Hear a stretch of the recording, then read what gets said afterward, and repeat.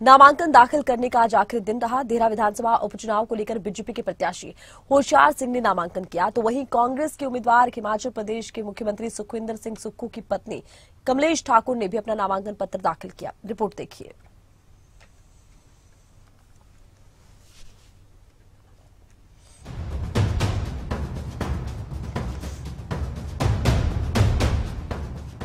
हिमाचल में इन दिनों विधानसभा उपचुनाव को लेकर दोनों पार्टियां अपने अपने प्रत्याशियों के लिए चुनाव प्रचार कर रही हैं।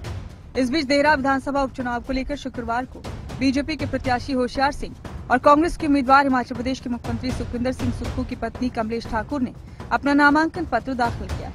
कांग्रेस के उम्मीदवार कमलेश ठाकुर के नामांकन के दौरान सीएम सुखविंदर सिंह सुक्खू के साथ डॉक्टर राजेश शर्मा भी नजर आए। मैं जो भी देहरा की विकास के कार्य होंगे, कोई जो भी मुद्दे होंगे, अभी मैं जनता के बीच में जाऊंगी।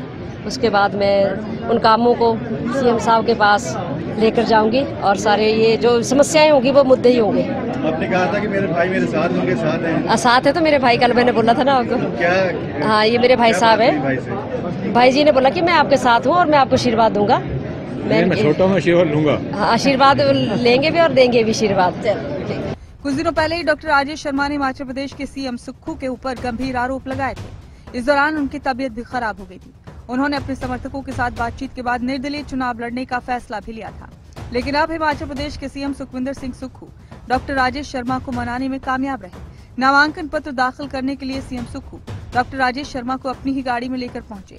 अब ये बात साफ हो गई कि डॉक्टर राजेश शर्मा आजाद उम्मीदवार के रूप में चुनाव नहीं लड़ेंगे। नहीं, मेरे लिए कोई संशय नहीं था। मेरा हृदय साफ था। मैं पार्टी का सिपाही हूँ और सिपाही के नाते और एक बड़े भाई हमारे सुखविंदर सिंह जी मुख्यमंत्री हैं, उनकी खातिर और भाभी हमारी माँ समान होती है, माँ की खातिर हमने ये करा है। मैं समझता हूँ कि देहरा की जनता भी इसी मेरे जो भाव हैं उनको ध्यान में रखते हुए हमारी पार्टी के जो कैंडिडेट हैं और ठाकुर सुखविंदर सिंह सुक्खू की जो एक वर्चस्व की लड़ाई है उसमें कामयाब होंगे प्रतिभा सिंह जी के आशीर्वाद से और मुकेश जी के आशीर्वाद से। चुनाव नहीं लड़ेंगे, दूसरों को चुनाव लड़वाएंगे। बीजेपी के उम्मीदवार होशियार सिंह के नामांकन के समय पूर्व सीएम जयराम ठाकुर मौजूद रहे। नामांकन के बाद पत्रकारों से रूबरू होते हुए नेता प्रतिपक्ष जयराम ठाकुर ने कहा कि होशियार सिंह ने पिछले 5 सालों में देहरा के विकास में कोई कमी नहीं रखी। और मैं देख रहा था कि जिस प्रकार से जोश और जुनून के साथ पूरा देहरा विधानसभा क्षेत्र जो है उनके कार्यक्रम में आज जुटा हुआ था। जीत निश्चित है, शानदार जीत होशियार सिंह जी की होगी। और ये चुनाव की जो नौबत आई है, तो अगर इसके लिए अगर मुख्यमंत्री जो बार बार कह रहे हैं कि ये क्यों आई, तो मुझे लगता है कि बेहतर तो वही इस बात को जानते हैं। और दोषी अगर है इस सारी चीज़ के लिए तो स्वयं अपने आप दोषी हैं। ये चुनाव लोकसभा के चुनाव के साथ भी हो सकता था, जो 6 उपचुनाव हुए उसके साथ भी हो सकता था। जानबूझ करके ये चुनाव क्यों टाले गए? और आज जो करोड़ों रुपए का खर्चा इन चुनावों में होगा, ये 3 उपचुनाव जो हो रहे हैं, इसके लिए जिम्मेवार कौन है? तो स्वाभाविक रूप से अगर जिम्मेवार हैं तो इसके लिए तो प्रदेश सरकार और प्रदेश सरकार के मुखिया सुखविंदर सिंह सुक्खू जी। क्या मानते हैं धर्मपत्नी को ही चुनाव में उतार? देखिए, मैं इस सारी चीज को लेकर के ये नहीं कहना चाह रहा हूँ, ये तो जनता तय करेगी। लेकिन एक बात तो तय है।